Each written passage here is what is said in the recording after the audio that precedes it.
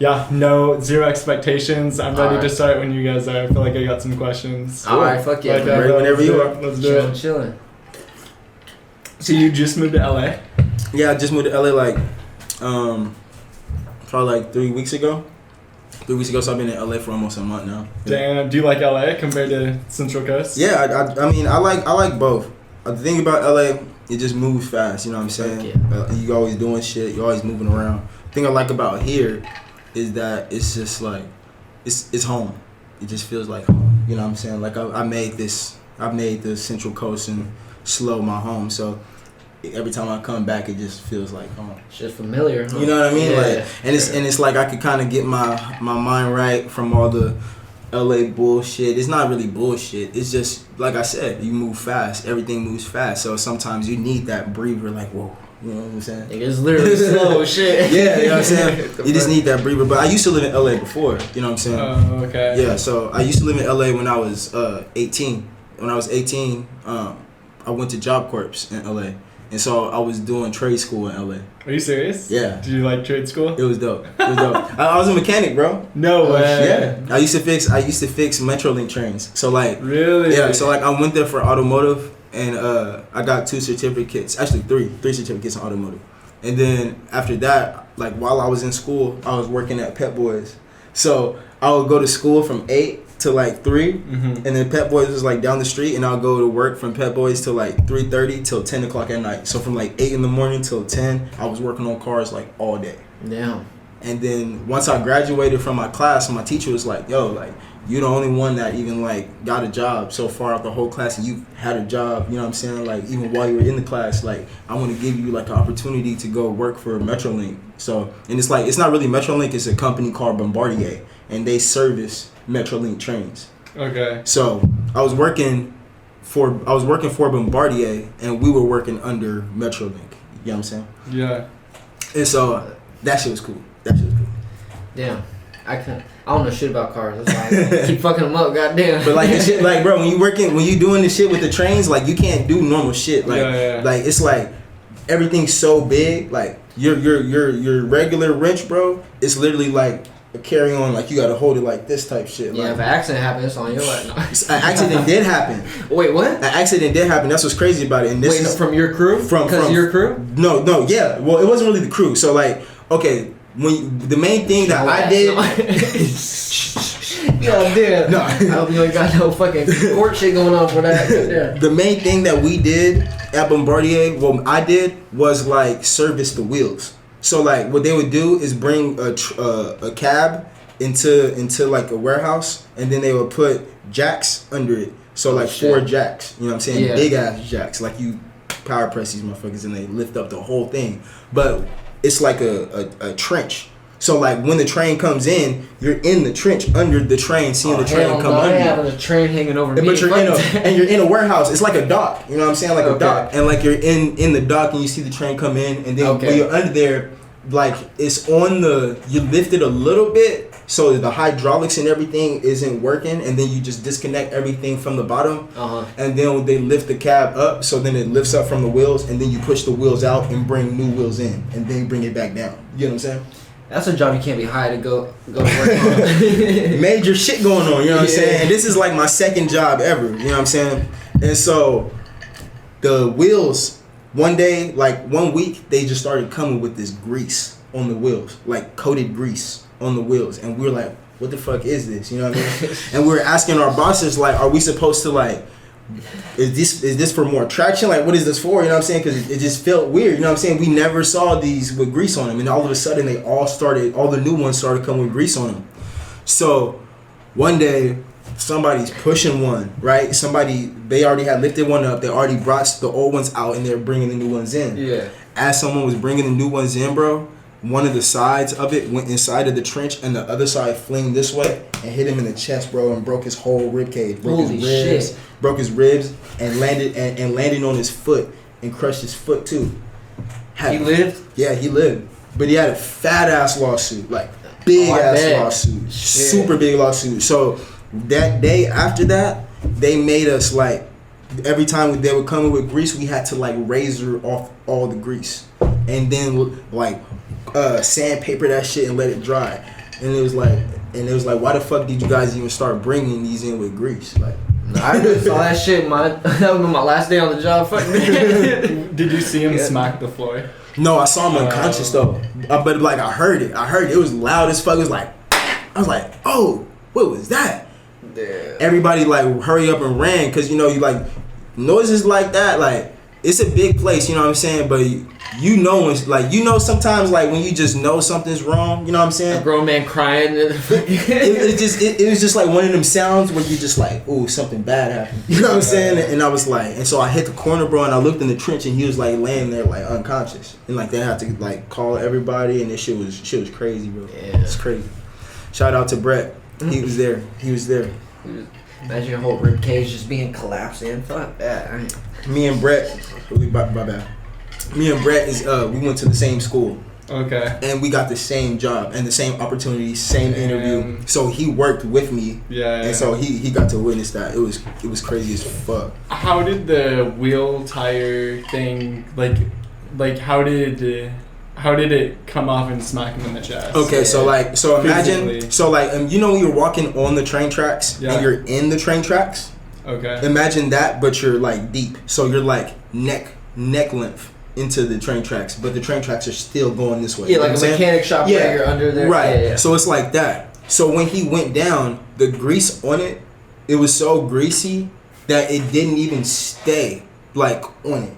You know what I'm saying? Like even though it's fit for it, it was so slippery and ended up like slipping this way off the thing. So it didn't form. It didn't actually fit to it. Yeah. That's so crazy. like the friction that it was supposed to have going in, it wasn't there because the grease was like, it's like a thick, like a pretty good thick coat. So one side is starting to come down and like grease off onto the tracks, and like we're not even knowing because like I said, none of the tracks came in with grease.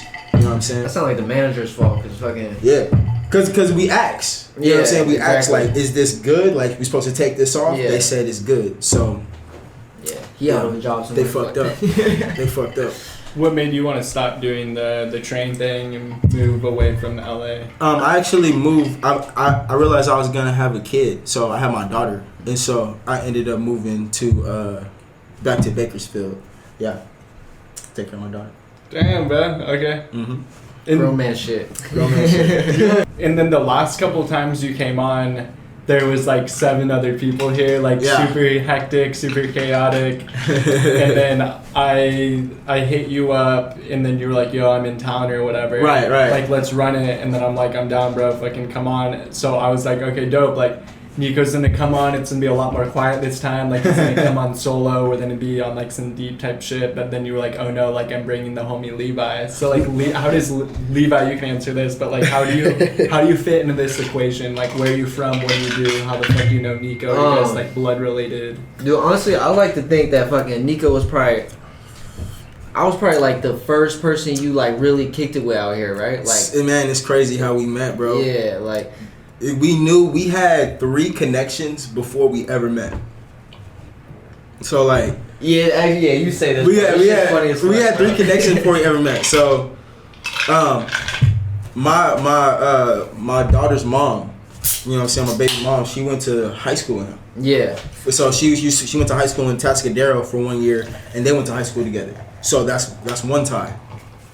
Another tie is Taco Bell. My mom used to work at Taco Bell, right? Yeah. And my brother was up at Taco Bell, and my brother doesn't even live here. Well, he wasn't living here at the time. He was just visiting me. You know what I'm saying? And so he was visiting me. He's in Taco Bell, and he runs into Levi, and they talk, and they start talking about hooping and stuff. And so we go hoop. You know what I'm saying? And then we realize that we actually met before that at a studio session. Because he goes to a studio in Paso, that was and they had a barbecue at the studio session, and I went to the barbecue, and we met, and we met at the barbecue, and like, but the thing is, your daughter, it didn't click even when we met each other, like through my brother, it didn't click that we actually had met each other until way later, like, okay, it was just like a quick "what's up" type of thing and shit. So like, we were like, oh yeah, you record. He was like, you record at Out in Paso, I was like, yeah. He's like, were you at that barbecue? I was like, oh fuck yeah, you were there. Yeah, I remember you with your daughter. That shit was funny. It was lit, bro. So yeah, we kind of like, no matter what, we were gonna fucking know each other. Honestly, Right. So, and he was like, oh, you make music, blah blah. I was like, yeah. So you know what I mean, we just naturally linked up, fucking hooped, fucking made music, fucking kicked out here. I mean, honestly, yeah, like there's not many fucking black people out here. So when I saw his brother in Taco Bell and shit, I was like, what's good, bro? Like, let's fucking, let's hoop and shit. Like, so it's, you know what I mean? That's just kind of how it is out here. Like, you know what I mean? You'll see me brothers and shit. So, like, you gonna say what's up and shit. Yeah. And then when you on the same shit, when you on the same vibe, bro, like, you're gonna link. You know what I mean? You're gonna click. And especially if it's like, you know what I'm saying? Because, like I said, we had so many ties before we even knew each other. So, it's like, we already was on the same path to trying to do the same shit, you know what I'm saying? So it all works out in a dope ass way. Yeah, honestly, we haven't even made that much finished tracks as we should, bro. Like honestly, like I don't know. It's honestly my fault because I take forever to make a fucking verse, bro. Like we'll sit there and I'll be like 2 hours in. I'm like, bro, I got 8 bars by the way. Like I just take too damn long, but. We gonna have some shit pretty soon. Absolutely. We had that shit working. It's all about perfect timing when it comes to music. Straight up. Sure. Yeah. And then, are you from like SLO County? Yeah, I grew up in Atascadero. So you went to high school in Dayton? Yeah, so I've been out in SLO for like 3 years, maybe 4 years. Fucking Atascadero's cool, but I can't live there anymore. That's just it's expensive here, but it's fucking worth it. I'll pay the fucking tax just to be here, bro. Like the weather's better, the fucking people better. Not to hate on Atascadero, but. What year did you graduate? 2013. So I'm 26. Do you know like Dre possibly? Dude, wait, Dre, like Dre Rodriguez, Afro. Yeah. Okay, wait. We've known each other since we were little ass kids, bro. My dad used to kick it with his mom, and fucking we like they were friends, so we knew each other when we were little, bro. Like we would play fucking Tony Hawk Pro Skater 1, bro, on fucking dude. I know Dre since we were little, bro. Like that's my nigga right there. And Dre fucks with my brother too. Dre, yeah, Dre fuck with Nick. Yeah, Dre be kicking it with Dick and shit. Yeah, I've known Dre forever. And I kick it with Dre too. Dre cool. Yeah, Dre hell yeah. That's like family, dude. Like I know they know Dre, bro. And then why did you just move to LA? Like, are you there for music? Oh yeah, I'm there for music. Only for music? Well, yeah, really. Okay. Honestly, I'm really there only for music. You know what I'm saying? That's the main thing. Everything I basically do, you know what I mean, is for music, but also indirect, like, you know what I mean. Of course, you know, when you get benefits from music, like money, stuff like that, you know, if you have got a good heart and a good soul, it's gonna go to the right things. You know what I'm saying? Yeah. So I know the music will bring like the impact along with helping out my family. You know what I'm saying?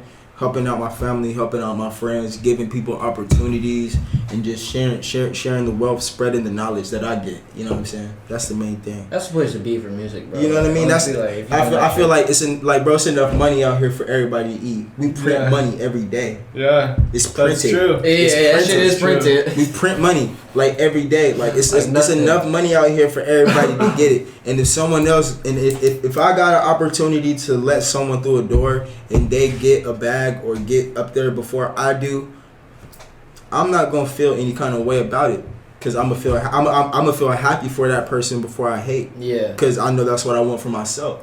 So if that's what I want for myself, why would I not want that for other people? That's real shit. You're someone. You're dope. And correct me if I'm wrong. I might get this completely backwards, but I feel like you're someone who believes like the whole system is rigged, and kind of playing off what you said, like the whole thing with why are people starving if we can print money. Like, I believe the system is coded. And it's meant to kind of like hold people down, like the people who kind of like if you make like a minor mistake that could be fucking like your life's completely over. True. I know that. Oh, I had absolute weed in my car and now I have to register under like a felon. Yeah, or like I'm high and I'm driving and I gotta fucking register as a DUI or something. You know what I mean? And it's like, bro, I could be high and drive and be fine. Better. People fucking pop medicine pills and drive. Like, come on now. You know what I mean? But I feel like the system, I don't feel like it's rigged. I feel like we fall for the traps. as people. But we all have an option at this. Like at the end of the day, we all have an option. We all are a product of our environments. You know what I'm saying? I'm a product of my environment. I was raised in a place where we didn't have a lot of money. I was always around bullshit, always around crime, all types of shit going on around me. But did I choose to go down that path? No. I've done some shit that I'm not proud of, you know what I'm saying? But everybody makes mistakes, but it depends. Like, what you do doesn't make you who you are. It's where you want to go. That makes you who you are. You know what I'm saying? Yeah. So, I feel like when it comes to the system, it is rigged to keep people down, but if you have a strong enough will, you could break the matrix. You know what I'm saying? You gotta play their game at the same time, though. True. Yeah. At the same time, like, you do have to play the game because you have to climb the ranks. Like, of course, you gotta, like, if you ain't got money, you gotta work a job. Yeah. You know what I'm saying? You gotta work a job. You gotta pay your bills. You gotta handle your business. But at the same time, that's not really the system fucking you. It's just the way the world is. It's not really the system fucking you because think about it. How many people have jobs? How many people are millionaires? A lot of people have jobs, and it's a percentage of amount of people that's millionaires. Yeah. You know what I'm saying? But so I can't be like, oh yeah, the system is rigged if all the people are doing the same exact thing. You know what I'm saying? It's just really about willpower in my opinion. It's about willpower to be great. If you want to be great, if you want to do certain things, you're gonna make it happen regardless of what. You know what I'm saying? Yeah. Like. And some of these people that become millionaires, and honestly, hey, I'm gonna be real. Some of these people do some strange shit to get some money. You know what I'm saying? I'm not saying I'm not the one of those people though. You know what I'm saying? But it is some people that do some strange shit to get money. You know what I'm saying? So the system is rigged. It's very rigged. But it can be broken if you got a strong enough willpower to handle it. You know what I'm saying? Shit, I don't know who can break fucking Elon Musk right now or fucking Jeff Bezos. Nobody. Motherfuckers rich. Nobody right now. Only people that could do that, I feel like the only people that could overthrow, like not even overthrow, because it's not really overthrown, because I feel like Elon Musk and Jeff Bezos have helped the economy more than damage. You think they helped it? I feel like they helped it more than damage, in my opinion. I agree with you. And I feel like why? I'm gonna tell you why. As far as Jeff Bezos goes, and Amazon just makes things so much more easier for the world. Yeah. FedEx was getting old, bro. UPS was getting old. Let's keep it real. Them motherfuckers throw your boxes and do all types of shit. But when you traffic all the money from a population into one corporation, it kind of actually doesn't. I don't know how it helps the economy. But look at Google. Kind of just like making the rich get richer and all these other small businesses or like, you know, people who actually make the shit themselves, like smaller businesses actually get fucked over. In my opinion, I don't know much about economy, but it's just in my head. But I also think of it like this: it costs money to make money. You know what I mean? Definitely. It costs money to make money. So if you play your cards right with your money, and you invest it into the right things or do the right things with your money, it could come back to you in the right way. You know what I mean? It's just that a lot of times the system is rigged to the point to where it's not rigged. It's not rigged to where you can't make it through. It's rigged to where our brains are trained to think a certain way, to make us feel like we can't break through. I only think it's rigged because everyone doesn't play by the same rules. Exactly. Like, like one rich person, they can break the rules and they don't get harmed. They don't get harmed. But another rich person, if they don't play by the certain rules or apply to a certain type of politics, they will be punished immediately. Yeah. Full book thrown at them. Full book. Bill Cosby. Yes. R. Kelly. But there's a lot of people who do shit just like that. Yeah. But that shit never gets out into public. That shit never... Like, I know some weird ass shit about celebrities, but... Bro, what's that dude from House of Cards? What's that guy's name? Bro, let's talk about... Did he even get locked up? Fucking Drake. Drake Bell, right? Oh, yeah. Drake Bell, like... I heard about that shit. He fucking, bro, he was, like, having a fucking online, like... An online dating... like a 13-year-old like a fucking, like, a 13, 16-year-old or some shit like that, bro. Like a teenager, though. Yeah. He's, like, 30 or something. And he's old as fuck. And he's been working for Nickelodeon for how long, bro? Yeah. And Drake Bell was like the cool guy with like the guitar. Yeah. You know what I'm saying? I would have thought it would have been the other guy, but it was him. You know what I'm saying? It was him though. You know what I mean? Why did he do that? From what I hear, he knew she was that age though. Like 13? I think it was 16. I believe it was 16. Oh, okay. But either way, that's sick. Yeah, you know what I'm saying? Either way, that's sick. You know what I'm saying? But he's like way off the chart, bro. You're way off the chart. You know what I'm saying? You're not even working for Nickelodeon. But nah, like it's just some sick people in the world, bro. Dude, I feel like he that's like. Wouldn't he have known, like, hey, I'm a celebrity, this shit could easily surface and I can go to jail? Some people think that, like, that is something, like, honestly, bro, you gotta think of it. These celebrities, bro, they go through so much shit. And that's another thing, also, about the system being rigged. We gotta realize that these people with a lot of money got far more responsibilities than we do. We have to understand that. You know what I'm saying? We have to understand that these people got so much more responsibilities. The rich people? Yes. With great power. Than the average person. Why? Because let's say this. If I was to get $1 million right now, who am I gonna share that with? I'm gonna share that with my mom. I'm gonna share that with my dad. I'm gonna share that with my brothers. I'm gonna share that with my sisters. I'm gonna share that with my girl. I'm gonna share that with my daughter. I'm gonna share that with the people that I care for. You know what I'm saying? Yeah. If I give that to them, I feel the obligation to maintain it. Because I don't want to give them this life and then have it stripped away from them. So I got to do everything in my power to keep this life for me and keep this life for them. You get what I'm saying? And then not only that, if I have a business or a corporation, I'm feeding a lot of families too. True. So you're nicer than me, because if I had $1 million, I'm like, I'm gonna give you this one-time payment. Make it class. Start a business. This is what I would do. I would just help people be free. If I had $1 million, okay, mom, let me buy you this house. Okay, dad, let me buy you this house. You maintain. You do what you want to do with it. You do what you want to do with it. I'll offer my parents or my family members positions in whatever company I'm trying to build. True, yeah. Because at the same time, you do need help with some of these things.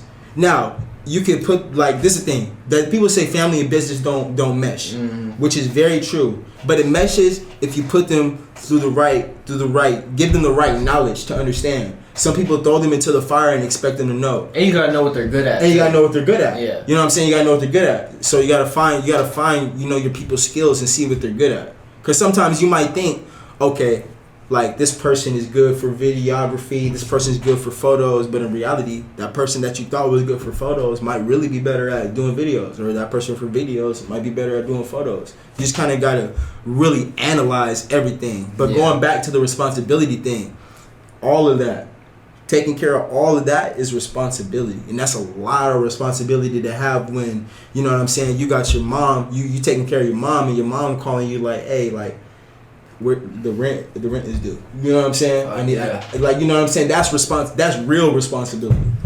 If I had millions and millions in the bank, I would feel so like, I would honestly just take a big like I would feel so much weight off my shoulders. I feel like for like 6 months, because eventually I would start doing like bigger and better moves, but for like 6 months I'd feel like I would have zero stress, zero responsibilities. I'd be fucking around a few nights, absolutely, like, doing whatever the fuck I wanted to do, just like playing video games, going to the beach, like. But that's the thing. And then responsibility, like, when you do like, hey, I'm gonna open up my own business, I feel like that starts becoming like fun responsibility. Right. Right. See how I'm thinking of it when I think of responsibilities.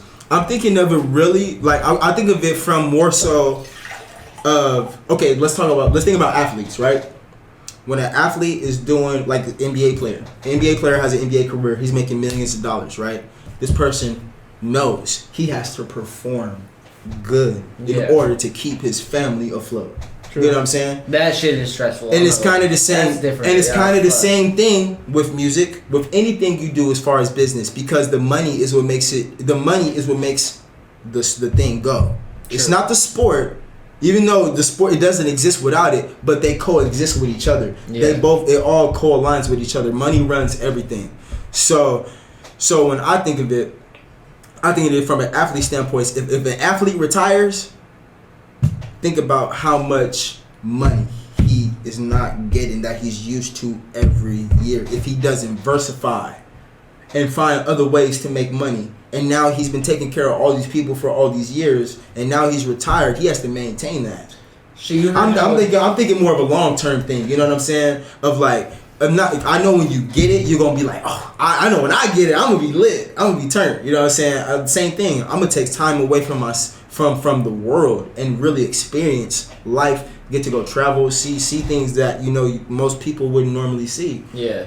But when it comes down to when you go and lay in your bed, and you know what I'm saying, you staring at that ceiling, you're gonna be thinking like, okay, I gotta pay my mom bills, I gotta pay my dad bills, my sisters, you know what I'm saying, I gotta help them out, you know what I'm saying. It's just all these things that run through your head. Besides, okay, I gotta go to work today, and I gotta clock in, I gotta come home, and I gotta pay rent. Because now it's not just your life that's being it's not your life that's being impacted, it's other people's lives that you really care about too. Yeah, that shit get tiring. You heard how Dr. Dre did his daughter, right? Yeah, and some people don't be grateful. Yeah. Some people won't even be grateful for it. Yeah. Even when you give it to them, they still fuck you over. No, I know. It's crazy. You know what I'm saying? I don't think they should have deserved it then. Right.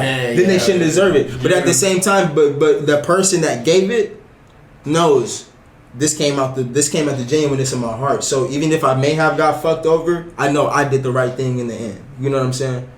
Because I know for me, let's say for example, not saying that someone would do this to me, but let's say I give a family member some money, right? Or like help my family member out, and my family member is just like really fucked up about it, not grateful for it, and all this stuff. At the end of the day, I know that I had it, and I offered it, and I gave it, and they didn't, and they didn't take advantage of it, and they crushed their own opportunity, not myself.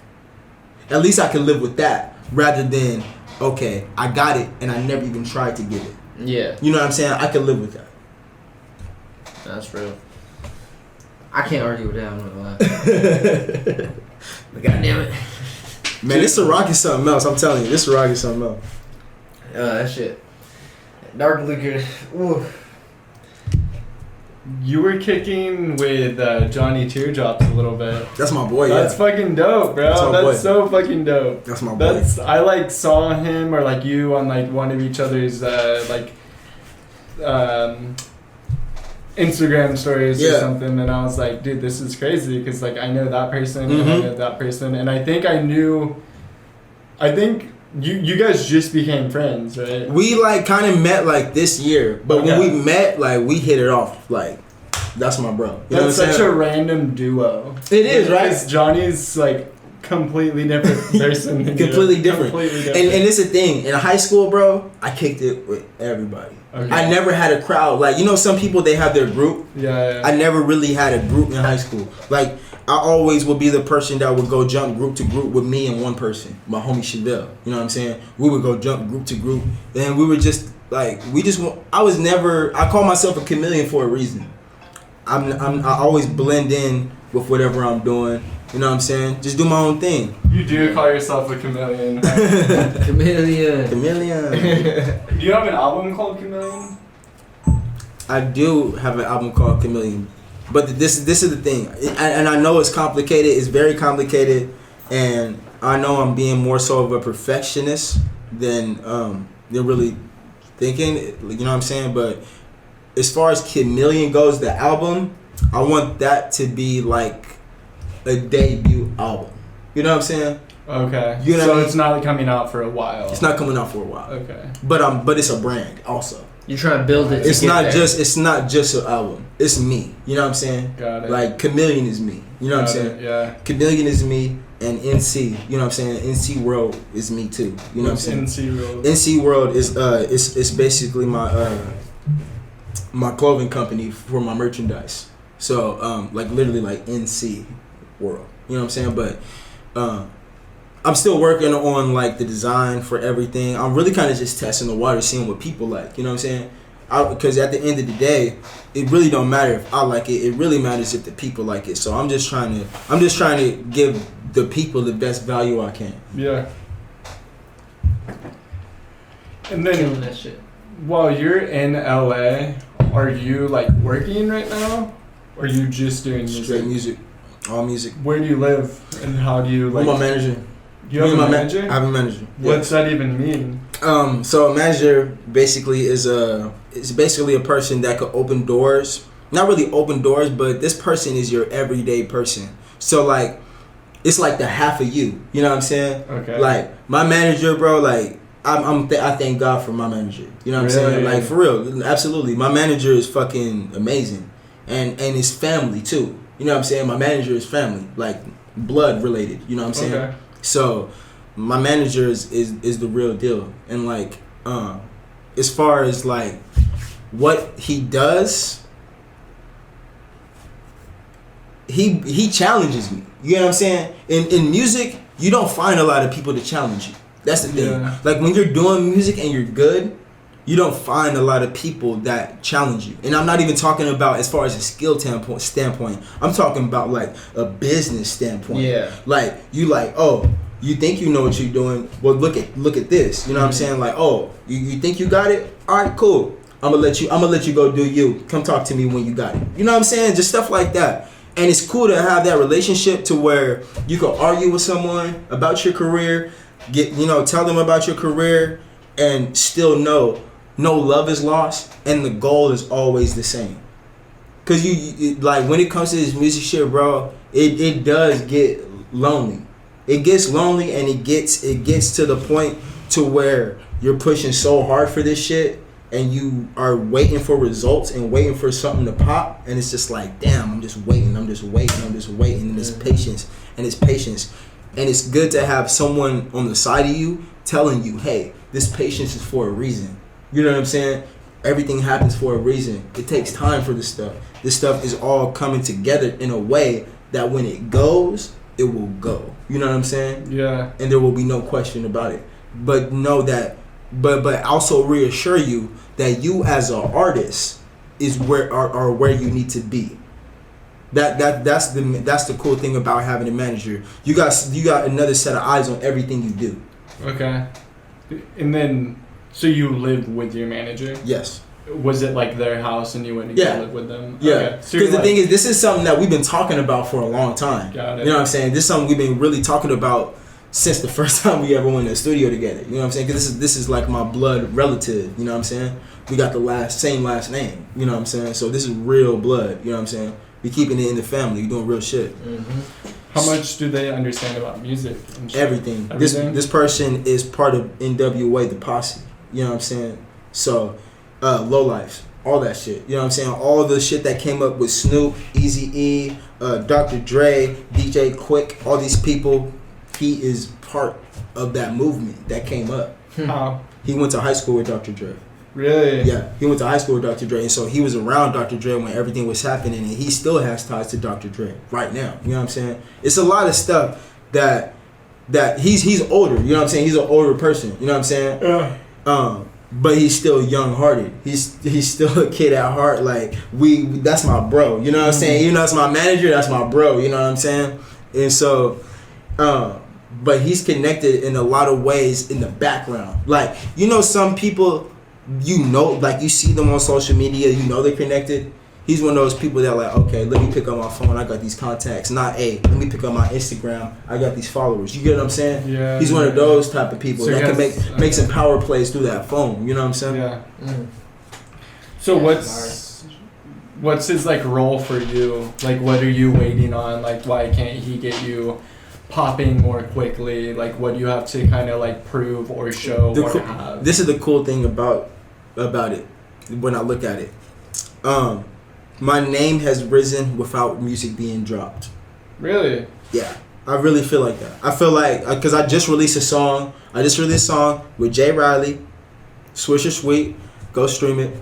But I just released a song with him like Saturday. You know what I'm saying? Yeah. So, but then that was the first song I released in like 7 months. Really? Yeah. Damn. But in those 7 months, my name has risen. Because I'm going out to places. Doing shows. I'm doing shows. Yeah. I'm talking to people. I'm networking with people. I'm doing my own thing at the same time. I'm building songs. I'm building a catalog. So when I do release, I got consistent releases to where like I could really right now, bro. Like I could if I wanted to, I could drop 5 mixtapes right now. 5 mixtapes? Five. I could drop 5 albums if I wanted to. You got that many songs? I got that many songs. Okay. But and that's what I was talking about the patience thing. You have to kind of wait. You kind of have to wait because you gotta understand that certain things take certain things to pop. You know what I mean? Yeah. Give me an example. So for example, my name has risen. I'm not saying this in a cocky way at all. Yeah. I'm just saying it in a standpoint. Excuse me. I'm just saying it in a standpoint of what I can see from my fan base. I analyze my fan base. I care about my fan base. I care about the people that care about me. So I pay attention to this shit. And everything has risen, even though I haven't released music, but because I'm working and I'm showing people the word. That's the thing. People kind of want to. A lot of things that people do is don't get to show who you are. I want to show people who I am, and I want to show people the journey through the process. You know what I'm saying? And even the shitty songs I have, they're still up. You go look up my real name, Niko Hanley, on SoundCloud and see all of my shitty songs when I was like 14, 15. I don't care. Go find them. Because it's part of me. It's my journey. It's my story. You know what I'm saying? So, yeah. So, you have 5 albums worth of songs, but you don't want to release any of them yet because you're kind of waiting for special circumstances. So like I'm not waiting for special circumstances. I'm just checking off boxes on the checklist. It's like a job. You have to have certain requirements to get this position. Okay. Well, I have to have certain requirements, and not from anybody else, but from my standards of what I want to do. Yeah. I have certain requirements to release because I know if these boxes are checked off, what it can do. You know what I'm saying? So, for example, if I'm putting $0 into music right now, like not music, but as far as promoting music, because I'm not releasing music and my name has risen, imagine what I could do with releasing music and putting money into it. Yeah. If I'm not even releasing music and I'm not putting money into myself, not putting money into promoting myself, and it's already going up. Yeah, you just keep going. If you feed that machine, it'll keep growing. Yeah. You get what I'm saying? So that's the theory behind it, really. And it's just about, it's like prayer. You want to make sure that you get your prayer. You don't want to go too early or go too late. You want to make sure you get it at the right time, at the right place. Mm-hmm. You know what I'm saying? Yeah. And that's basically the same thing with releasing the music right now. Boxes got to be checked off.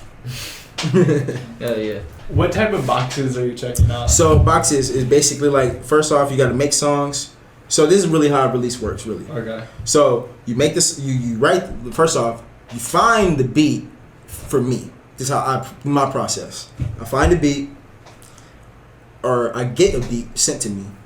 I write a song, or I get it made for me in the studio, or I make it myself. Just depends. Then you write the song, record the song, and ask yourself, is this song worthy? You know what I'm saying? Is this song worthy to even be shown? Okay, it's worthy to be shown? Okay, cool.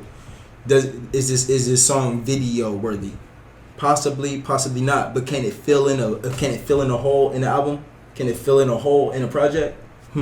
Okay, maybe so. Maybe this could fill in a hole. Or maybe I could release it as a single and it hit too. You know what I'm saying? So you just gotta analyze what you're doing while you're doing. You kind of like it's kind of like a go along as you go. And so then when it comes to whatever you decide, then from there you decide, okay, how much money am I gonna put into this? Okay, if I put this much of money into it, I should possibly get these amount of results, because nothing's guaranteed with this music shit. None's guaranteed. You're going off of effort and response. That's it. That's all it is. Effort and response. And you hope your effort gets the right response. You know what I'm saying? That's really how this shit works. There's no guarantees in anything you do, really. You know what I'm saying? You had a job, you could get fired for nothing. And they could say, shit, what the fuck? You know what I'm saying? Like, we just don't want you no more. But at the end of the day, keep going. Shit is gonna happen for you. So then it comes to that, and then it comes to releasing. Okay, if I want to release, do I want these to be pitched to Spotify playlists. If I want them to be pitched to Spotify playlists, I gotta set my release date 4 weeks ahead from when I actually set my release date. So if let's say I set it on September 1st, I really need to set my release date for like September 30th because it gives Spotify times to send it to playlist curators to accept it before you release it. And then when you do release it, it could help. It could benefit. It's not a guarantee. Like I said, nothing's guaranteed. But, you know, if you put in the right effort towards it, putting the money into it, and you wait those first 4 weeks before you upload a song, it could really, really help. You know what I'm saying? How much does it cost to have music on Spotify? It costs different ways. Yeah, different ways. You want to speak on it a little bit? Do you know a little bit about it? I mean, not really. I use Amuse, so yeah. It's just like a annual payment. Like, yeah. Was like $20 or some shit. You fucking you can release it within 2 weeks. You just pay the annual fee and like you can release music whenever you want. It's a whole lot of different ways. So they have different companies, and basically you release your music through distribution companies. So back in the day, there was no CD Baby, there was no fucking DistroKid or none of that shit. You know what I'm saying? No TuneCore, none of that. Which is the places that now all independent artists are able to upload. It wasn't none of that. So in order to really get your shit onto these places, you had to fucking sign a label deal. You know what I'm saying? But now we have these avenues to upload, and it can vary from anywhere from DistroKid being $20 a year, a Zoom for Amuse, my bad, Amuse being $20 annually too for a year, or you could upgrade to the Pro version or shit like that. You know what I'm saying? So the Pro, it's not even that expensive. It's really it's not bad. You know what I'm saying? Yeah. Or you could do CD Baby to where you pay for it every time you release, and it stays forever. Because the thing with DistroKid is if I upload a DistroKid, and let's say I release from 2020 to 2021 an amount of songs, if I don't pay that 20-year annual fee, everything will get deleted. Off Spotify. Off everything. SoundCloud, Spotify. Spotify, SoundCloud, YouTube Music, Deezer, Tidal, Apple Music, iTunes, everything. Oh shit. So you have to pay that annual fee just to keep your shit on there. Yeah. So it's only $20. It's only $20 though. Okay. And this was my logic behind it. If you're gonna do music your whole life, why pay every time you release when you could just pay $20 a year? Yeah. And then collect all your extra royalties through BMI, through Song Trust, and all these other companies to really get all your money. You know what I'm saying? Because there's different ways you can make money off music. The distribution, like how you say, how do you upload your shit to Spotify? That's called it's called basically it's streaming. So you get paid for streams. If you go perform, or you get your shit played in like a club or like a nice venue or a place of business, they have to pay a POR company a certain fee to play all the music registered through them, which is the big label shit. So like Lil Baby, you know what I'm saying, the Baby, all that shit, they're signed up with like BMI, ASCAP, which are these POR companies, performing rights organizations, and then from that's how they make extra money on top of what they make from streams. Got it. Okay. It's a lot of shit, bro. Yeah. So if let's for example, if the Baby did a show at Rolling Loud has already paid his the PRO companies the amount to play any music they want to. Yeah. They can't even play any music without doing that first. Mm-hmm. You know what I'm saying? Because it's a place of business. And if a place of business is making money and it's not non-profit, you got to pay for that. Yeah. You got to pay for that. So they give them like I don't know if it's a yearly fee or a monthly fee or a seasonal fee. I'm not sure. But it's a certain fee that, okay, we're going to charge you this much to play all of our catalog. And then that the people that they pay pays out to the artists that they play. Got it. You know what I'm saying? So it's kind of like for the venues to be playing any music from all these artists, they have to go through like a company, pay them, and then they can play all the music. Absolutely. Like the library. If the library plays YG, he gets paid for that. No. Yes. Are you serious? Yes, he gets paid for that. How much? however much the fee that library paid to BMI or ASCAP, which are the PRO companies, because it's an agreement. It's an agreement. Okay, we're gonna pay you this much, and you're gonna let us play any music we want for free.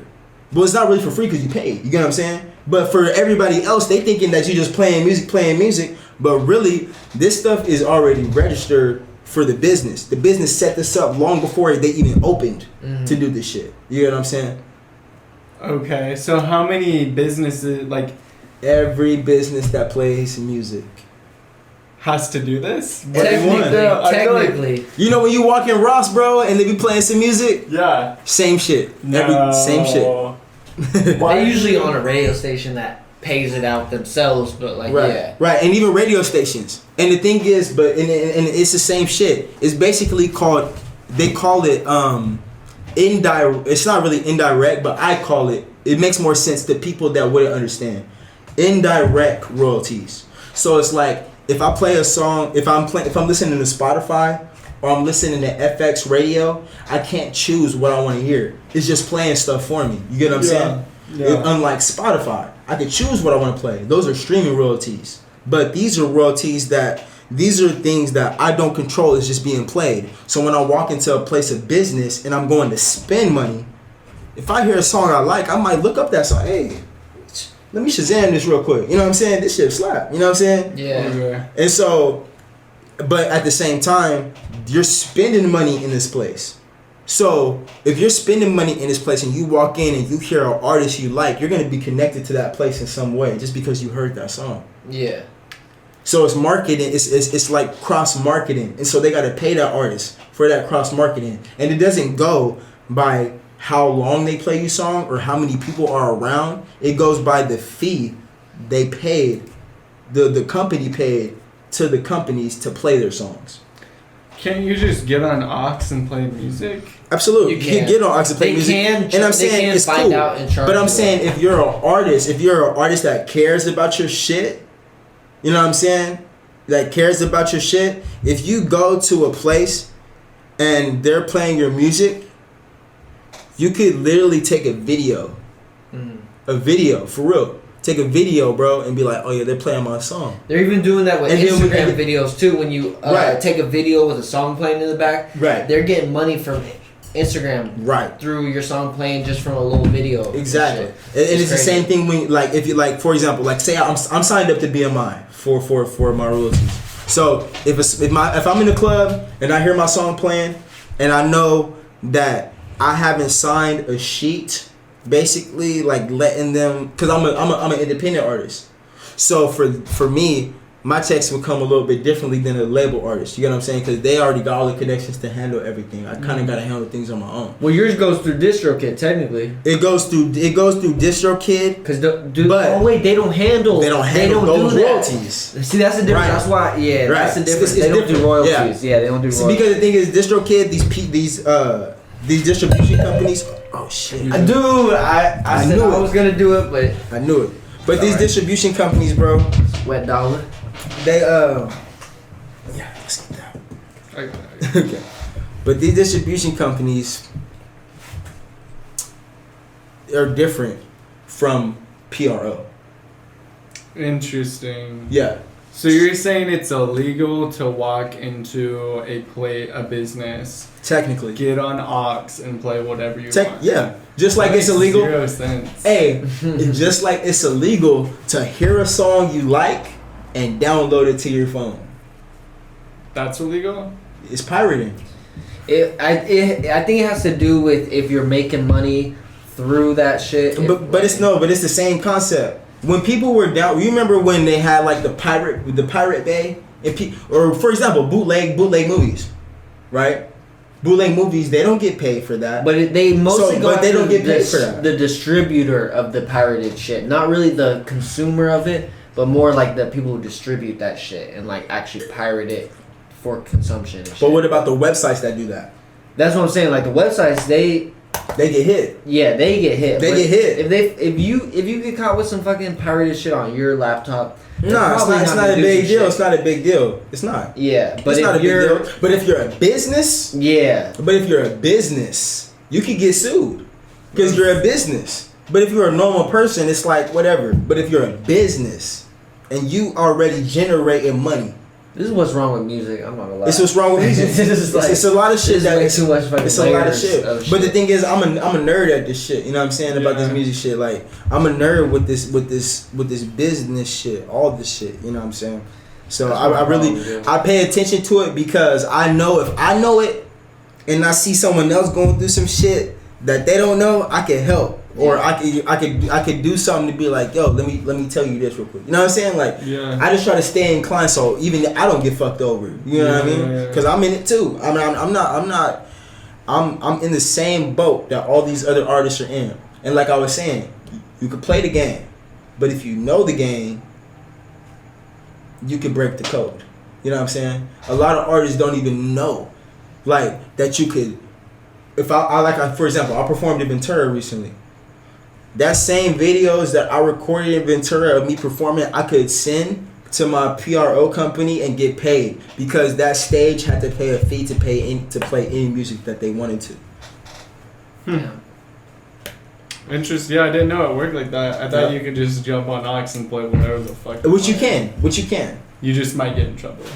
Well, you probably wouldn't get in trouble. Okay. You probably wouldn't get in trouble, especially if you're not a known artist. You know what I'm saying? Especially if you're not a known artist, you probably wouldn't get in trouble.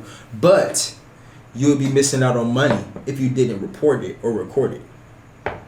So you could be making more money. You could be making more money if it's happening and you document it. You know what I'm saying? Because the PRO companies won't sue. They'll just send you a check because they'd be like, okay, well they played it at this place and they paid us money already. They paid us money already to play music. So if this person is sending in a report that they are playing their music and they're signed up with us, we got to pay them too. Yeah, that's the thing. You know what I'm saying? But a lot of artists don't know that. So that's why a lot of artists, they only think of streams. They only think of that. But if you get synced into a movie, that's real money. You know what I'm saying? That's real money. Oh, in a movie? Yeah, no. That's that shit. That's that shit that could, you know what I'm saying, push you into the next level. That's royalties for days. That's lifetime shit. Yeah. You guys want to take a little intermission? Let's do it. And then come back and do I just pick it up and kind of film. I don't really know anything else. Gotcha. You know what I mean? Like it's like I wish I had more knowledge, but at the same time, it's always just like, oh fuck, like do I want all that extra knowledge like taking up that like brain rent space? Right, I feel kind of learn as you go. But I guess it's knowledge is power. Knowledge is power. You know, it's good to always have it, you know. But you know what they say, man, the most smartest people are the most craziest. You know what I'm saying? So at the same time, you never know. I do the same shit though, trial and error. Like I'll fucking learn just by fucking up so many goddamn times. Yep. So I want to ask you a question, bro. Let's do it. Let me ask you a question, bro. This is it always is like really good or like really bad. So, and I think this is gonna be a really good question though. What's it about? What does this podcast mean to you? I feel like I watch a lot. I watch all your shit basically. You know what I'm saying? Yeah, I watch a lot of it, bro. Thank you. I support it, bro. Of course. You know what I'm saying? And I don't really see anybody asking you, like, what do you do this for? You know what I'm saying? Okay. So I want to ask you that question. What does this podcast mean to you?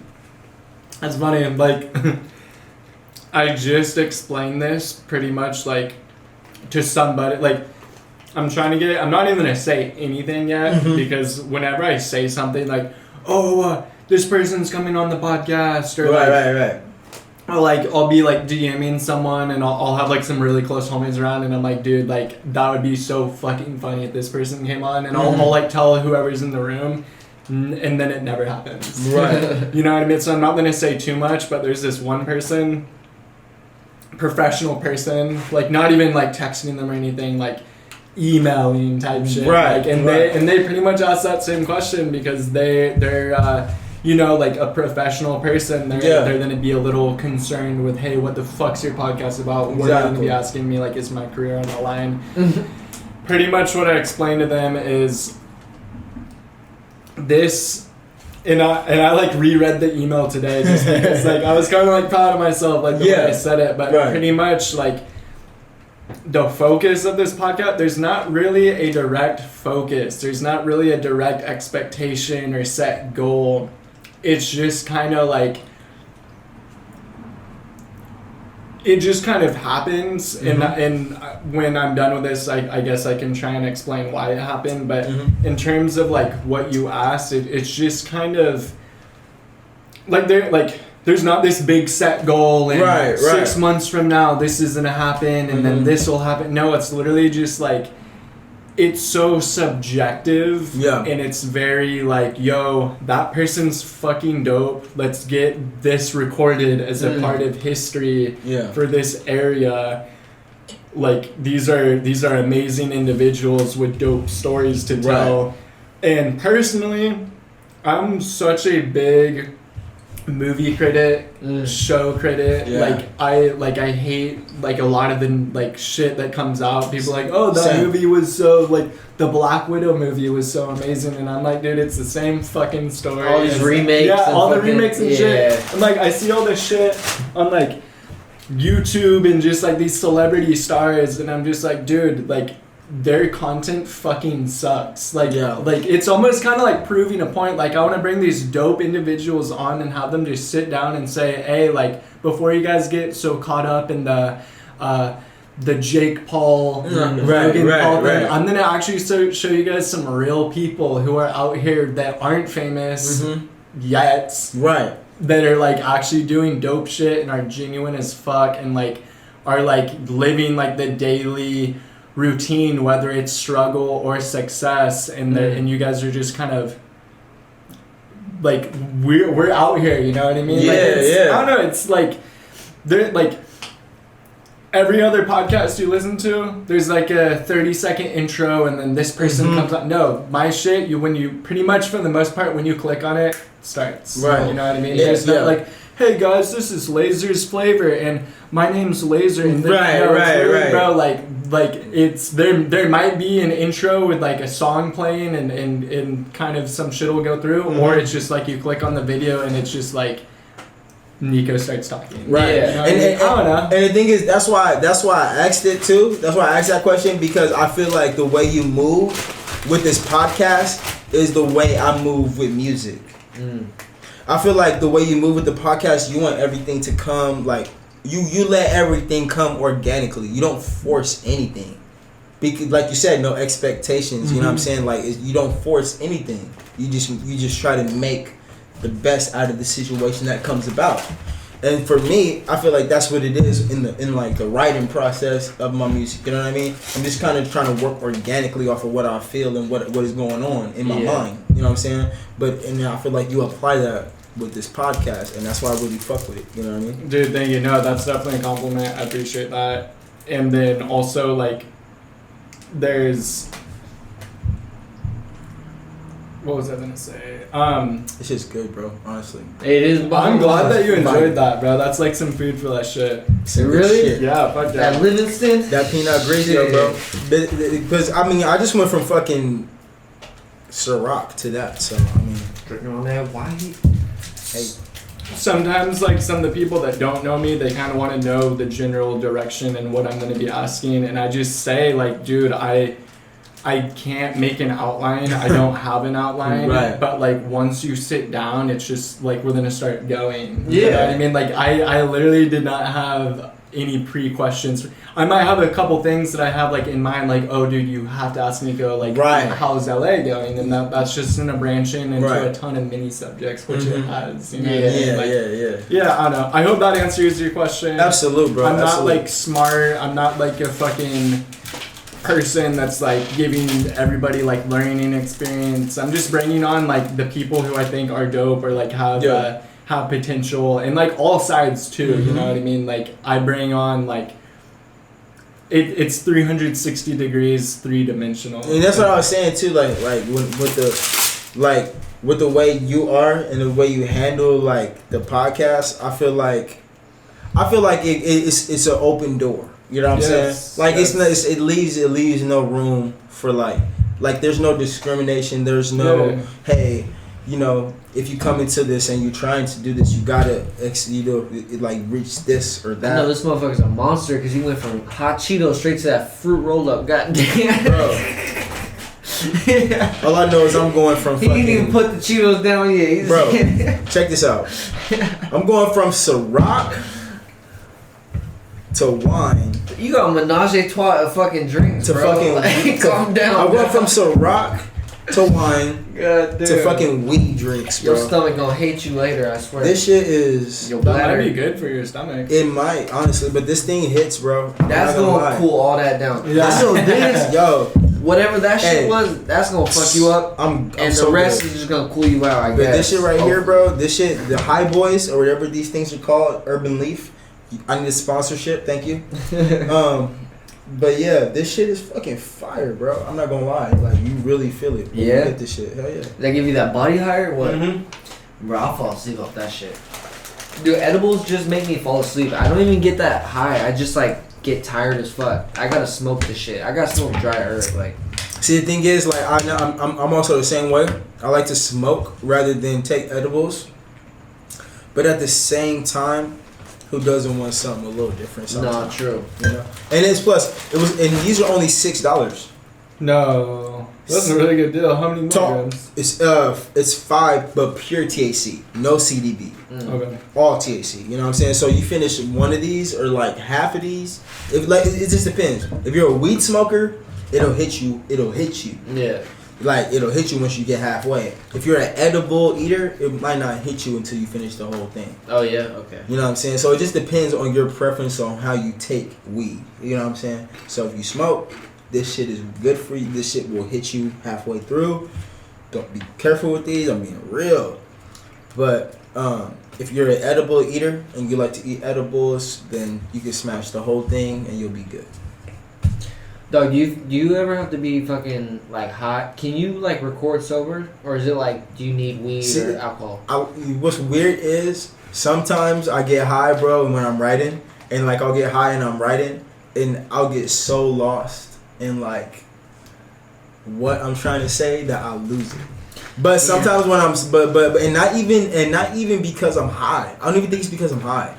I just think it's because I'm so caught up in the vibe of the beat, because like I said, like for me, I don't like to write without a beat. Oh yeah, fuck that. It don't make any sense to me. Because then you gotta find a beat to match with the right. You gotta find a beat to it don't make sense. It don't make sense. And like even if I could make a beat in front of me and then write to it, but I never write. I never write without a beat. The beat shapes the hook. The beat shapes the verse. You don't know how you want to do your melody until you hear that fucking beat. Exactly. Like, you know what I mean? Like you can't. So for me, when I'm writing music, I have to have a beat. Yeah. Because the beat is gonna tell me this is what the fuck you should do. You know what I'm saying? You ride the beat. You know what I mean? You don't force the verse or the hook to some beat that you like. You when I'm high. Sometimes I get so lost in the essence of how I feel about the song, I lose the writing. Damn. And I just be so stuck, and I'll listen to that beat for hours, thinking of bars, and I'll just be in my head freestyling to myself for hours, not even realizing, like, bro. I like to start my verses like that. You know what I mean? Like when I start my verse, it comes from a freestyle every time. Exactly. So I kind of like being like almost lost in the sauce. Right, you know lost in the sauce. So I can start that fucking verse. But I'm not gonna lie. Because it's the best feeling. Yeah. It's the best feeling to get so lost in what you're doing that you don't even like realize that, hey, I'm just having fun with it. You ever know what I mean? some shit and you swear to God you did not think of that shit? Something put. Yeah. Like I heard Kendrick talk about Kendrick say I'm not speaking. He said straight up. He said I'm not speaking for me. I'm just speaking for my dead homies that couldn't speak for themselves. Dude, and I swear the best lines always come from, you're like, I did not even put that in my own head. Like, where the fuck did that come from? Them lines where you go look into the mirror and be like, bro, did this shit just come from me? Real did I do that? You know what I mean? Shit give you like a fucking... It gives you a sense... It's like euphoric, and it's like so spiritual, bro. Like that feeling of like... I feel like sometimes when you write music, you really tap into a side of yourself that you won't tap into unless you're doing music. It's definitely like some, like if you do music the right way, if you do art in general the right way, right, you shouldn't need drugs. I love smoking weed when I fucking write. I need weed when I fucking make music. But if you're doing art the right way, you should get a euphoric high from doing it, from accomplishing that certain goal. Like even, bro, podcasting is art. You got art back there, like facts. Any type of art is like a very vague like category, but like if you doing something at a high level, you're gonna feel that feeling in your fucking chest and shit. Absolute. And sometimes it helps with weed. Like, bro, like I'm gonna keep it real, man. I'm gonna keep it 100% real. I know the feeling to make something so great, it brings a tear to your eyes. You know what I'm saying? But anytime I get that euphoric feeling, that's kind of, your eyes water. Like this, it's something that's like. But one time, I'm gonna be real. I'm gonna be real, bro. It's this one song. It's this one song that I wrote, and it's called "Remember Me." It's called "Remember Me," and it's gonna be one of those songs that's gonna touch a lot of people. I don't know when I'm gonna release it. Yeah. I haven't even showed it. I'm gonna be 100% honest. I ain't showed it to anybody except for the people that was there when I made it. Yeah. Never showed anyone that song. But this song, to me, is so like dear to me, and like it's so real to everything that like I've been through, and just like how I feel about everything. That when I like, and plus I did it in a studio that was like top of the line studio. Like I was just moving like in unison, you know what I'm saying, with like my goal, you know what I'm saying. So like as I'm moving with my goal, I'm at the top floor in dope ass studio, looking over LA. Just made this like deep ass song, you know what I'm saying. I'm looking out and looking at the fucking LA's inspiring like that. You know what I'm saying? It's just inspiring, bro. It's just inspiring, you know what I'm saying. But the thing is, the context of that song. The context of that song was so deep and so meaningful to me to hear what I said and wrote down back in my headphones while being in that top of the line studio, while looking at like, damn, I'm really here right now. Yeah. Like I'm really here. Like it's a lot of people that I know that will pray to be in these positions and pray to be in these places. Like even like honestly, like I haven't released a lot of music, but trust me, when I release, it's gonna be fucked up for a lot of people because I'm gonna fuck up the game. I'm being real. I'm just being real. I'm not being cocky. I'm just being real. This music that I got is the real fucking deal that I got tucked. You know what's fucked up about rap? You have to be cocky. The only thing I hate about rap is you have to fucking damn near fake shit to even get there. Like absolutely. I hate having that fake shit. And like, it's sickening. Like, it's sickening. It's sickening, and being in LA, and that's what I was talking about when I was talking about bullshit. Being in LA, you gotta deal with that the most. Oh, LA, the fakest. You gotta deal with that. There's some real artists out there, but they be fucking faking shit, bro. Bro, you gotta deal with that the most. Fake it till you make it. That's what they say. It's sad, bro. It's sad. I always think about like, bro, isn't it crazy how rappers gotta fucking move with hella security, always gotta keep guns on them. Bro, Ashton Kutcher don't gotta do that shit. Nope. Fucking Maroon 5, whatever. But it's because, bro, like I said, we broke the system. Yeah. Some of these people are made in the system. They're made some of these people are made to make the system, to make it in the system. I mean, we are not made to make it in that system.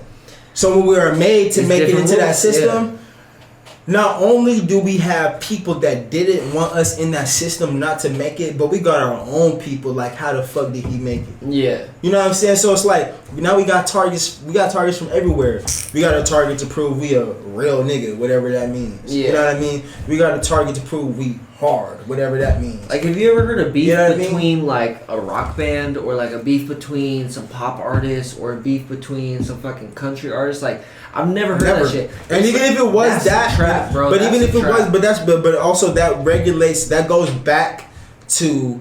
Honestly, I'm gonna keep it real. That goes back to like old shit, like real. No, it does. Shit. It's a trap. Because like, let's go for example, boxing today is still the most paid sport. Boxing. Oh, but with Jake Paul and MMA. But this is what I was saying to reiterate. Fuck boxing. Right. Boxing, dude. If you want to watch fighting, don't watch boxing. Don't watch the UFC. Watch UFC. Watch UFC. They put each other in fucking fucking submissions, bro. Right. From head to toe. But as far as money goes, Is boxing still more paid, right? Boxing is more paid, but I'm gonna tell you why. I'm gonna keep it real. This is why, bro. It's the gladiator. It goes all the way back to gladiators. Think about it. We paid the most to watch motherfuckers kill each other back in the Roman days. So it's weird to me today that is still the most paid thing, and it's because who really wants to see two people go at it if it's not real? No, that's true. If there's not blood, if it's not real, you know what I'm saying? Like with the rap beef, we know when niggas is beefing in rap, it's real.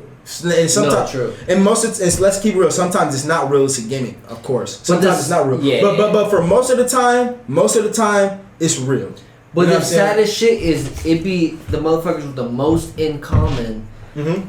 They be from the same place, from the same. You know what I mean? That's the sad part. Like Dan and Jay. It's honestly a trap. Like these record companies, they want them to. They do want shit. that because they know it's marketable. Yeah. Look at all the real black culture influential movies. Boys in the Hood. Menace to Society. Paid in Full. These are all movies. I can't watch most of those movies unless it has a deep lesson to it, bro. I can't watch it. But that's the thing. They all have. I hate all those mafia movies. I don't like that shit. Right, bro. but I'm talking about those are mafia movies. But even though I separate mafia movies. Boys in the Hood though. You're right. Don't get me wrong. Like that's it, dude. Lawrence Fishburne. That is one of the most classic roles ever fucking played, bro. Mm-hmm. Like that. Absolute. That dude's character in that shit. There's a deeper message behind that shit, but it's like deep, super deep. Belly, I'll say there's a deep ass message in that shit. Have you seen Paid in Full? I haven't seen the whole thing because to me, Paid in Full, bro, was the most heartbreaking. Like.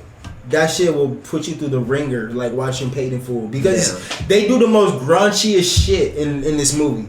You know what I'm saying? The grunchiest shit that but honestly, it's some shit that could really happen in the hood. Like it's not no bullshit. It could really happen in the hood, and it probably has happened in the hood. You know what I'm saying? No, it definitely. Yeah. But the thing is, the companies, the big corporations know that.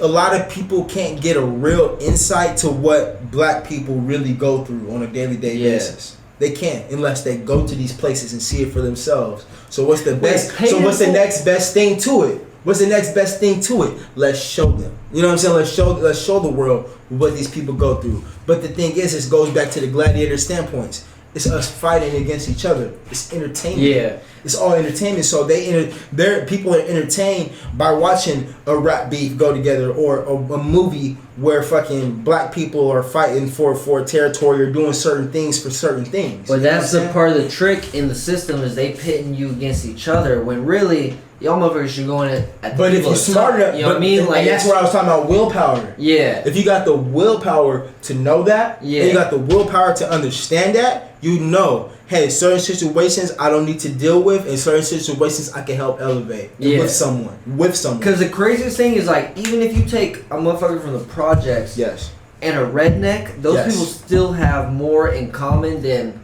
anyone at the top. Anyone at the top, bro. Anyone at the top. If you actually put numbers together, bro, there would be nothing to stress about. If we put our numbers together, I'm gonna keep it one. Are outnumbered. I'm gonna keep it one, and this is real shit. This is real shit, bro. Meth makers. Most meth makers are black or are white people. Most meth makers are white people. But the most niggas that sell meth are black. Really? Absolute, bro. Absolute. I didn't know that. Bro, who do you think? Let's keep it real. When you see, for example, I know from my experience from my city. I know people. From my example from my city. You know what I'm saying? I don't know about everywhere else, but I know from Bakersfield, bro. Oh, you in the valley? I know they doing that shit. I know from Bakersfield, bro. It's a lot of white motherfuckers making meth, and it's a lot of black motherfuckers selling. Okay. You know what I'm saying? But the thing is, like, it's so but the people that make meth are they're making it. Like, I'm not saying they're making it for us.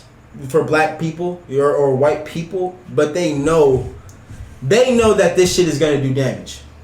Well, the thing is now drugs are treated like mental illness. You know what I mean? Like now that it's a different population being put on, like going through a drug pandemic, like. But it's all the same. Now it's just decriminalized, so it's not even the same. I got shit. a couple questions. Yeah. Alright, get in here. Because I do kind of want to start wrapping things up. I have a couple closing questions for you guys. Yeah. I saw you put on your Instagram story one time something about like the greatest rapper of all time. Is Lil Wayne. Oh, you said it was Lil Wayne? The greatest rapper of all time is Lil Wayne. I'm gonna look into that camera right now and tell everybody looking into this fucking camera.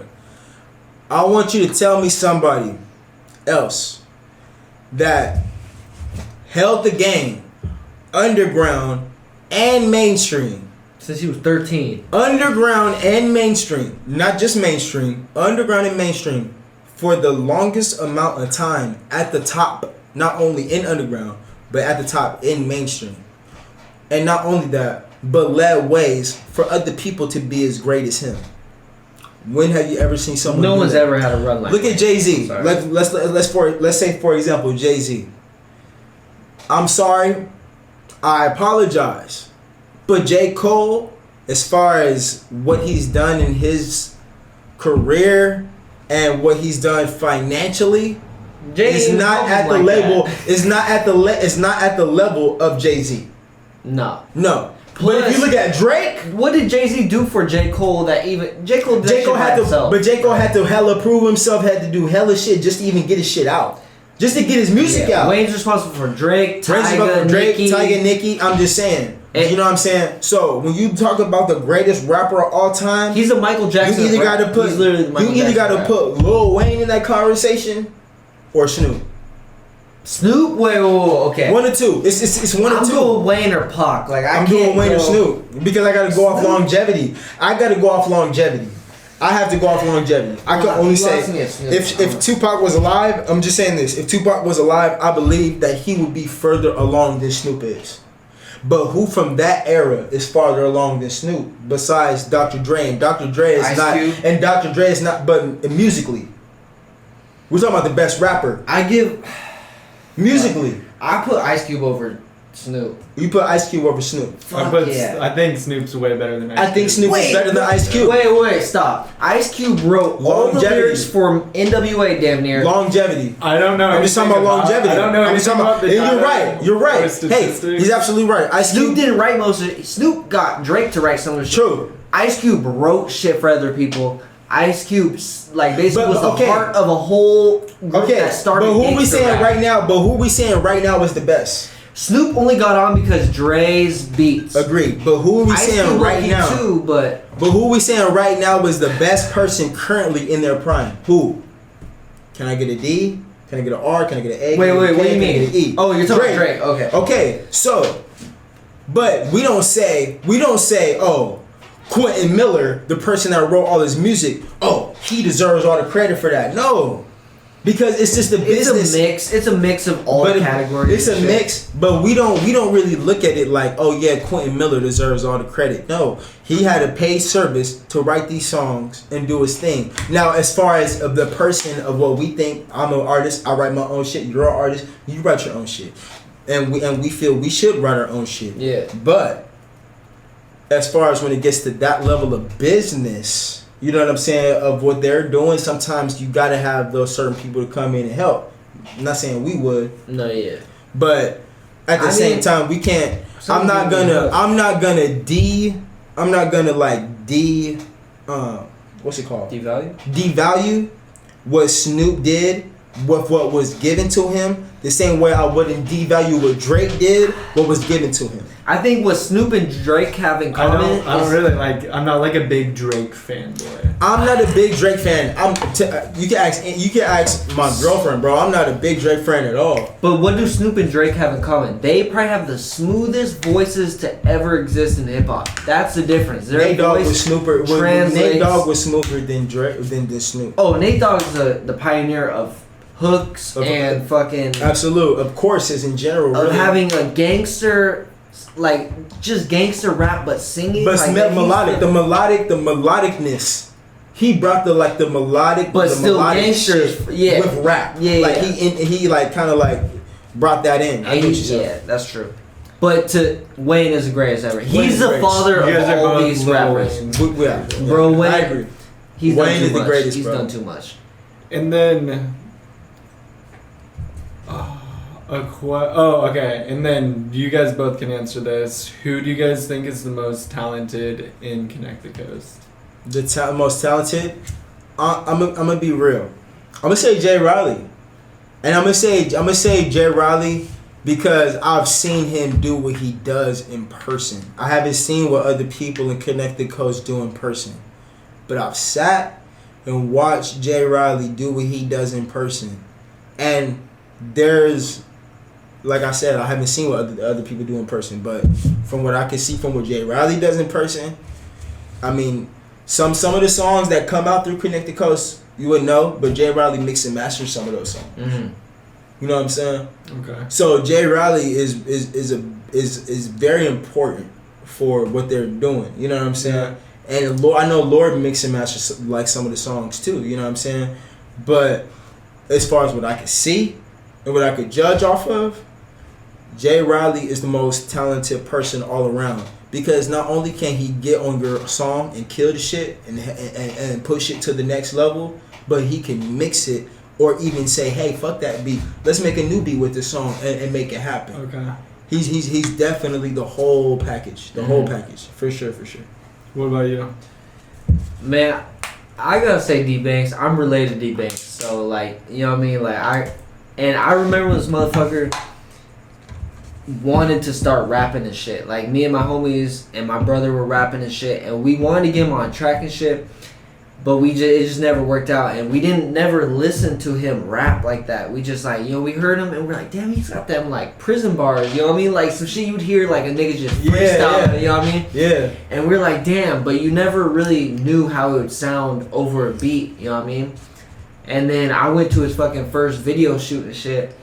I didn't even get to hear the song and shit. But this shit was dope as fuck. And then the more he honestly, like, he stepped in that lane, like, where he should have, bro. Absolutely. He went from 0 to 100 hella quick. So, like, I respect that shit because, you know, that's my fucking cousin, and that motherfucker took advantage of the opportunity, like, a lot of people don't get to. And, like, you know what I mean? That motherfucker, he's got them bars and shit. Absolutely. So, like, you know one thing I like about D-Banks too is that, like, I know he's really having fun with what he's doing. You know what I'm saying? Yeah. Like, when he makes the music that he's doing, I know he's having fun with the shit. You know what I'm saying? Like, and that's the main thing. Like, it's music really is about getting your emotions off and helping to connect with the people. You know what I'm saying? And D-Banks does a really good job of like making a vibe and connecting with the people for sure. Yeah, he got that style. I honestly don't know that many people. I'm like going in between High Boy and fucking One. Okay, second to last question. What's the craziest experience that you've ever had, like, regarding like a female or like a sexual partner? Like, any like crazy stories that, like, oh my god, in fucking 2016 this and this happened to me. Like, there was this, like, you know what I mean? Like, you have like a juicy, funny, like, podcast highlight story. Damn. Okay, so one time, I've hid in a closet before. Okay, let me not go there. All right. Let me not go there. You gonna get me in trouble. All right, so fuck. This is a long time ago. I'm not even like an asshole like that. I kind of am, but I'm not. Like, I'm trying to be a better person. But I took this girl on a date. We went downtown. I had just broken up, or we broke up with my ex-girlfriend. Anyways. But I took a bitch out on a date. I mean, a woman out on a date. She got fucked up. Took her back to my house. I had told my ex-girlfriend we were going to kick it that night, right? So she's like, what the fuck's going on? Blah, blah, blah. And so I told her to come through the house. And I already had a chick over there, right? And this bitch was throwing up because she drank too much. So I had my ex-girlfriend take care of this chick I just took out in my house, holding her hair up and all this shit. And my ex-girlfriend thought she was gonna stay the night with me. I told her, like, oh, I guess she's staying the night tonight. And she, anyways, it's Probably wasn't that much funny as. That's cool. But yeah, so I mean, I guess that's the funniest story I guess I have. I have so many stories, honestly. Like I don't even want to get into it. But yeah, I guess just damn. I say for me, I don't know, bro. It just depends. It just depends on what you define crazy. Yeah, I mean it's for you. You know what you define as crazy. Like interesting. Like something that not everybody goes through. You know what I mean? Like that's what crazy is. Essentially. Okay. I think honestly the craziest thing, bro, for me, and honestly it wasn't even a real relationship. This is like some shit when I was in like second grade. That's the best ones. You know what I'm saying? Wait, what? I was in second grade. but this is why it's crazy. That's why I'm saying but this is why I'm saying what do you define as crazy? Yeah. You know what I'm saying? Oh shit. What do you define as crazy? So you know what I'm saying? Because when I was in second grade, it was this one girl, and I used to like. I didn't talk to her, but like I mean we kissed. Like, we kissed. You know what I'm saying? Like some kid shit, some puppy love. You know what I'm saying? And we kissed, and like we would like hold hands and shit like that. And bro, one day, like. She didn't come to school, and like it was pronounced like she got into a fucking like bad car accident and died. You know what I'm saying? Oh damn, you made this. So it like that to me, like that was like as far as crazy, that was like the craziest thing to me because like that was the first time I've been close to someone and they died. You know what I'm saying? Like I've been like you get to feel what it feels like to be close to someone and die. You know what I'm saying? So to me, that was the craziest shit I've ever like experienced in a relationship because I don't think there's anything more crazier than death, in my opinion. You know what I'm saying? So that was the craziest shit.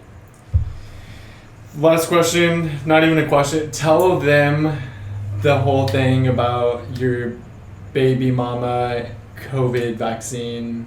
Oh my goodness. Okay. Yeah, so that's a big thing. Yeah. Okay, that's a really big thing. So my girlfriend, she works in the medical field, right? She works in the medical field, and when COVID first came out, when COVID first started going around, I don't want to say someone put it out. When COVID first started coming around, it feels like it came out. You feel like it came out. You know what I'm saying? Fucking in the lot, it's like, bro. Shooting this. Let me shoot it on that town. You know what I'm saying? But yeah, so when COVID started first coming around, everybody that was in the medical field, they were trying so fucking hard to push the vaccine on the workers that worked in the medical field, right? So when it comes to my girlfriend, she really did not want the vaccine. She didn't want the vaccine. She didn't want it. A lot of people took into the peer pressure and took it because at the end of the day, it really is up to you when it comes to these jobs. You know what I'm saying? You have the willpower. Even if they say you have to take it, you have the willpower still to say no. Fucking fire me. You know what I'm saying? Fuck it. You know what I'm saying? Who cares? Like, who really cares? But basically, she told them no. You know what I'm saying? That she wasn't gonna take it. And now we fast forward till now, and let's look at the dynamics of the vaccine. A lot of people took the vaccine, right? A lot of people got the vaccine. A lot of people are still getting the vaccine. And we're still on lockdown. We are still having to wear a mask around because the vaccine does nothing but give it to you. Let's be real. The vaccine does nothing. It doesn't give you COVID. It doesn't actually have a trace of COVID. It may not have a trace of COVID, but it's synthetic to mimic it. It makes just like antibodies spike, and it's then just like it fucks up your immune system. No, but it's just like a flu shot. It's just like a flu shot. They inject you with not the same dosage as you would get from being sick from it, but they inject you with enough of it, so when you get it, it doesn't hit you as hard because your body already knows how to react to it. That is the whole point of a vaccine. A vaccine is not a cure. But this isn't technically a vaccine because they don't have any COVID in it. And actually, the person that invented this, but it's nanobites. It's all nanobites. Not even meant to be taken in 3 to 5 years. In 3 to 5 years, you'll probably die because your fucking immune system is so fucked up because of all the antibodies that spiked and shit. you won't even be able to fight off a lot. But this is my but even like let's even take it like a little back from that. Yeah. Because I don't even think a lot of people will understand that. You know what I'm saying? Yeah. Okay. Like I'm more talking from, if you get the vaccine, how does it benefit you as a person, individually? Couldn't tell you. It doesn't. It doesn't, because you can still get COVID with the vaccine.